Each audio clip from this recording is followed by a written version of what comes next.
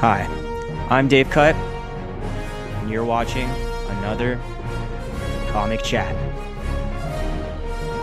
What's up, guys?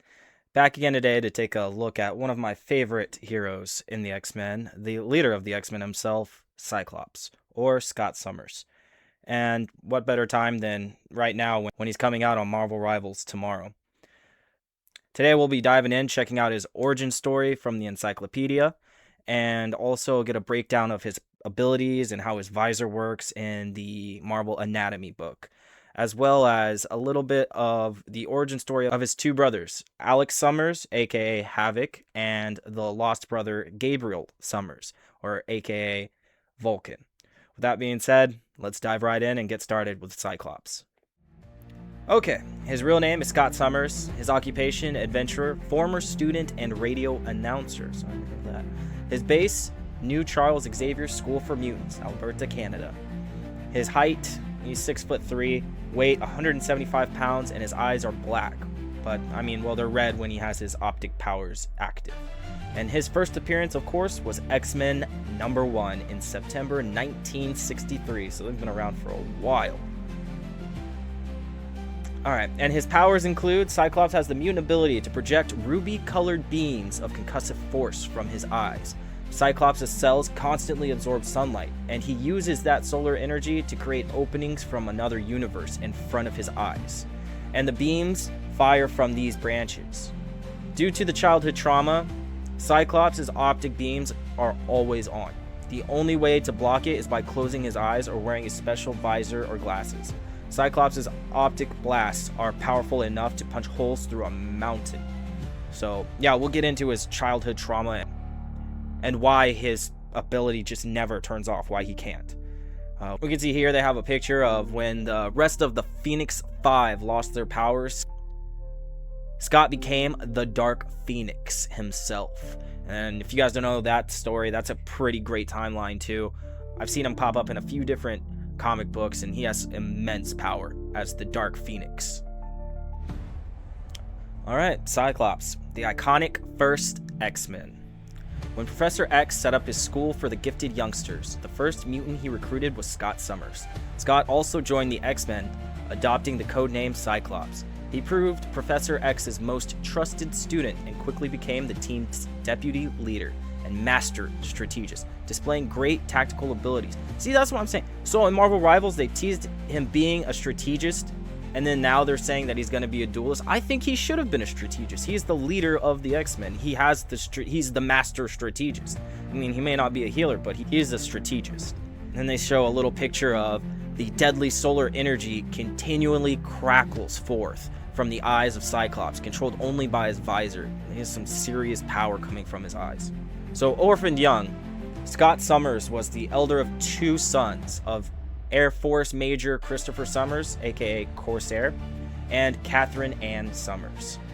When their private plane was attacked by Shire's starship, Catherine pushed Scott and his brother Alex out of the burning plane with one parachute left. Both brothers were hurt, and Scott unfortunately struck his head and fell into a year-long coma. The brain damage eventually prevented him from controlling his optic blasts once they emerged. So that was the childhood trauma. That's why he can never turn off his powers from when he was such a young age. Alex ended up in the orphanage, his brother Alex, and the boys lost contact for many years. Alex later became the mutant Havoc and joined the X-Men too. They later discovered they had another brother, the long-lost brother, Gabriel, who became the Conqueror Vulcan. That Emperor Vulcan is also a great comic series. In his mid-teens, Scott developed terrible headaches and eye strains. When his mutant powers emerged and he unintentionally blasted a crane at a construction site, he then fired another blast to save the crowd below it. Scott fled and fell into an unwilling partnership with a mutant criminal named the Living Diamond. Ooh, so he started out as a criminal first. I did not know that about his past. Alright, continuing on, we have the X-Men. Professor X learned about Scott. He rescued him from the Living Diamond and invited him to join his school. Scott loved his teammate, Jean Grey. Oh my god, Jean Grey. But after her death, he married her clone, Madeline Pryor, and had a son named Nathan, aka Cable, with her. Okay, so Cable came from Madeline Pryor. didn't know that either. After Jean returned and Madeline died, Scott and Jean were married. After Jean died once again, Scott dated Emma Frost. He's just obsessed with anything Jean. Jean, her clone, then Jean again. Now Emma Frost. That's weird. He loves the psychics, I'm telling you. Scott took over from Professor X as the leader of the X-Men. He retired his powers after M-Day and gathered mutants worldwide on a Pacific island and named it Utopia. This led to a schism between him and his teammate Wolverine, who reopened Professor X's school as the Jean Grey School for Higher Learning. When the Phoenix Force returned to Earth, Scott became one of the Phoenix Five. He eventually transformed into a new Dark Phoenix and killed Professor X. Crazy. Stricken with grief, Scott allowed himself to be arrested. He later broke out of prison and formed his own group to lead the mutant revolution. The Phoenix Force energies later resurrected Scott from death on 2 occasions, meaning he was able to take a preeminent role in the new mutant nation of Krakoa, serving as its captain commander. However, he resigned after deciding to continue protecting humans as part of a new X-Men team, elected by mutants at the annual Hellfire Gala. At the 3rd gala since the foundation of Krakoa, the resurrected Jean Grey announced her and Scott's intention to stand down as X-Men to allow a new generation to step up. Scott was absent, having answered an Avengers distress call, and so he was not with his wife when she was killed by an assassin. He too was attacked, his back broken, and he was captured by the Orchis organization, instigators of the devastating anti-mutant plot. Wow, that's actually a crazy story. I did not know some of that. Actually, I didn't know most of that. But Cyclops never catches a break. And in here, they throw in some essential storylines. So they have the X-Men number 107, which is the first appearance of Corsair, Cyclops' father, Christopher Summers, whom Scott believed to be dead, but is now a member of the Starjammers, an alien group opposed to the Shire tyranny. And they also have X-Men issue number 30, where marriage X-Men style. After years of romance, Scott Summers finally marries his beloved Jean Grey. She gets killed, but he doesn't know that yet. So yeah, that was a little origin story. I hope you guys all learned a little bit more about Cyclops. I know I sure did. So now let's dive into his anatomy and see how his abilities work and what exactly is going on. Okay, and this is the anatomy book to break down his abilities and what's actually happening. So let's start with what's going on inside of his eye, the actual laser beams that come out. It says concussive force energy refracts and amplifies within the virtuous body of Cyclops' ocular organs before being released through the pupils as a focused beam. So he always has this energy built up inside of him, and it just continuously is bouncing around in his eyes until he actually opens his eyes to release it. Then we can see with a single touch, Cyclops can open his visor's ruby quartz lens to release a focused blast of pure force energy. And Cyclops has worn many costumes over the year, but one constant element between them is his signature ruby quartz visor, which allows him to open his eyes without decimating everything in his line of sight. So they give their own breakdown of Cyclops. It says, the mutant leader known as Cyclops possesses a devastating ability to fire concussive optic blasts. But it is his determination to do whatever it takes to assure the survival of mutant kind that concerns me even more. In the past, I have stood shoulder to shoulder with Cyclops on the battlefield to fight against certain disaster. But in recent years, humanity has found itself the target of his destructive gaze. So this book is written from the eyes of the King of Wakanda, the Black Panther, as they're getting ready for this imminent doom. And this is just his breakdown of each of the superheroes. So we can see the optic blast. The catastrophic blast released through Cyclops' optic organs resembles a phenomenon sometimes classified as death rays or heat vision, leading some researchers to speculate that they might be powered by laser or thermal energy. However, I cannot state with confidence that they are beams of pure concussive force. One of Cyclops' full power blasts can puncture an inch-thick steel plate at close range and travel as far as 2 kilometers with proportionately diminished effects. Okay, so 2 kilometers, so he's almost 1.5 miles he can shoot his beam, which is pretty far. That's not bad, that's pretty far.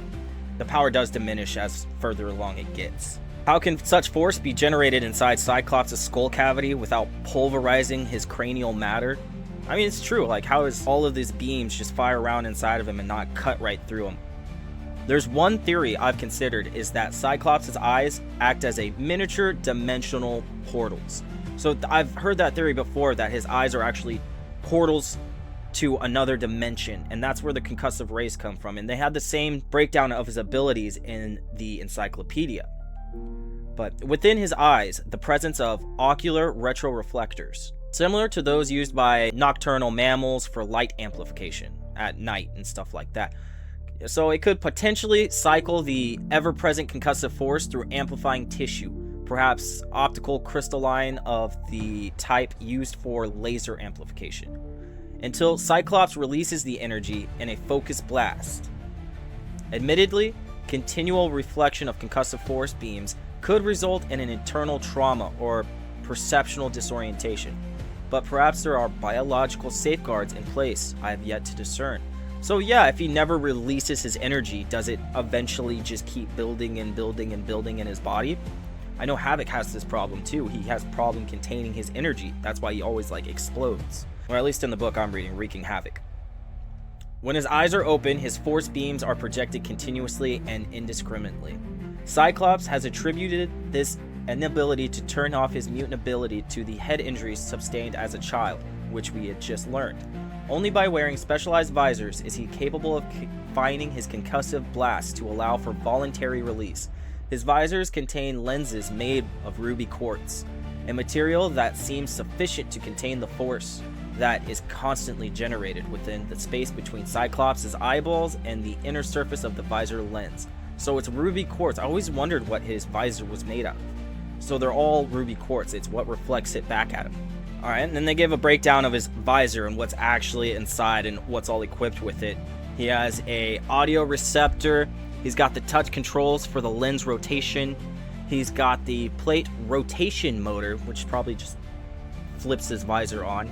He has the brake solenoid. He's got, of course, the ruby quartz lined inside of it so we can see. He also has an LED projection for heads-up display. That's kind of cool. Did not know that. He has a focusing lens array, and he also has a cushioned earpiece to communicate with the rest of the team. The visor's rotating lens offers Cyclops precise control over the width, angle, and force of the optic beam he releases. So that's cool. It's not just something that just flips. It can control width, angle, everything. That's kind of cool. I did not know how much work went into that visor. Cyclops' visor contains lenses ground from synthetic ruby quartz crystal. Ruby quartz is both capable of blocking his force beams and clear enough to grant him visibility. The multi-lens array can be rotated via motors linked to a touch sensor in the visor's housing. Once the lenses are in open position, Cyclops' optic energy is released from the containment in a form of focused beam energy. So that's pretty cool. There's a lot more work that went into this visor than I thought. And then they talk about a psionic field. So Cyclops is somehow immune to the force of his own optic blasts. If this were not the case, his eyelids would be destroyed by the energy he releases. If he closes his eyes, it would just go straight through, which kind of makes sense. So he has to be immune to his own ability. Because I've witnessed Cyclops suffer damage from concussive attacks launched by others, I conclude that his immunity is highly specific and perhaps genetic in nature, limited to the variety of force particle contained in the optic blast produced by his biological system. So it's only his power that he is immune to. He still gets hit from other concussive blasts and stuff like that. Scans designed to measure psionic activity indicate that Cyclops may be subconsciously generating a continuous low-level psionic shield. Interesting theory. This energy barrier is attuned to his optic blast and protects his physical matter from any particle-based damage. Interestingly, the crystal used in his visor appear to resonate on the same psionic frequency. Really? Okay, so in reality, it may not be that the ruby quartz lens is stronger than Cyclops' optical blast, but rather that it is functioning in sync with Cyclops' natural defense mechanisms. A subconscious field of protection linked to his own genetic code might also explain why Cyclops is immune to plasma blasts employed by his brother Havoc. So it's not just his own ability that he's immune to. He's also immune to his brother's Havoc's ability. Interesting. Okay, but only Havoc, not Gabriel. So Vulcan, he still gets hurt from. He has some energy absorption. So because Cyclops' visors reflects his own optic beams back into his eyes without any negative effects, it seems likely that his cellular structure is capable of energy absorption. If he is able to absorb more forms of energy than just his body's latent concussive blast, it could mean that Cyclops can also absorb ambient light and radiation and use it to enhance his optic powers.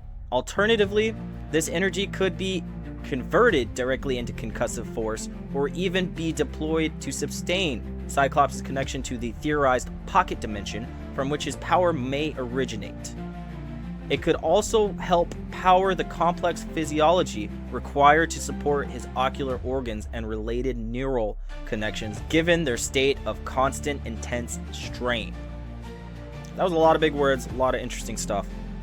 I don't know if he can absorb just ambient and just radiation just all out in the blue. And then Black Panther's final assessment of Cyclops, he says Cyclops is one of the most powerful and influential mutants on Earth and has many years of experience leading the X-Men and other mutant teams. Should we be able to confirm his identity and recruit him to our cause, the entire mutant populace would likely follow. Although relations between mutants and humankind have grown increasingly hostile in recent years, a threat on the level of the Skrulls could necessitate an alliance between our races. Standing together is our best chance to prevent our subjugation, or perhaps even a mutual extinction. So, that was a little bit of a dive into Cyclops' origin story and a little bit of his anatomy, and we got to see the breakdown of his visor and all of that, so that was pretty cool. Let's take a look at his brothers now. We'll start with Havoc, Alex Summers, and then we'll move on to Vulcan. Alright guys, this is Alexander Alex Summers, aka Havoc. His occupation, he's an adventurer and an X-Men. His base is in New York State. His height is 6 foot and his weight is 180 pounds. His eyes are brown and his hair is blonde.